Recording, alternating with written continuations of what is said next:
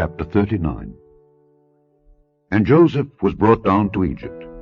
And Potiphar, an officer of Pharaoh, captain of the guard, an Egyptian, bought him of the hands of the Ishmaelites which had brought him down thither.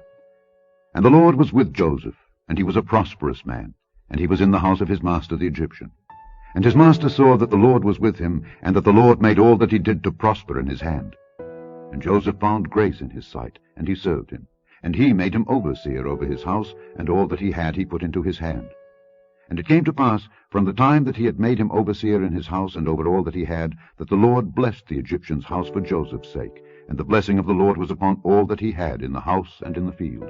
And he left all that he had in Joseph's hand, and he knew not aught he had, save the bread which he did eat. And Joseph was a goodly person, and well favored. And it came to pass after these things, that his master's wife cast her eyes upon Joseph, and she said, Lie with me. But he refused, and said unto his master's wife, Behold, my master wotteth not what is with me in the house, and he hath committed all that he hath to my hand. There is none greater in this house than I, neither hath he kept back anything from me, but thee, because thou art his wife. How then can I do this great wickedness, and sin against God? And it came to pass, as she spake to Joseph day by day, that he hearkened not unto her to lie by her, or to be with her. And it came to pass about this time, that Joseph went into the house to do his business. And there was none of the men of the house there within. And she caught him by his garment, saying, Lie with me. And he left his garment in her hand, and fled, and got him out.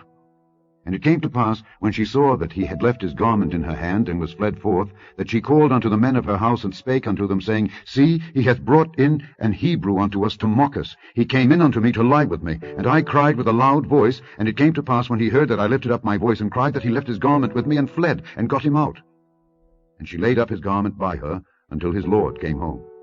And she spake unto him according to these words, saying, The Hebrew servant which thou hast brought unto us came in unto me to mock me. And it came to pass, as I lifted up my voice and cried, that he left his garment with me, and fled out. And it came to pass, when his master heard the words of his wife which she spake unto him, saying, After this manner did thy servant to me, that his wrath was kindled. And Joseph's master took him, and put him into the prison, a place where the king's prisoners were bound, and he was there in the prison. But the Lord was with Joseph, and showed him mercy, and gave him favor in the sight of the keeper of the prison.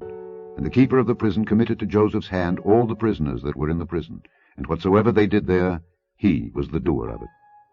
The keeper of the prison looked not to anything that was under his hand, because the Lord was with him, and that which he did the Lord made it to prosper.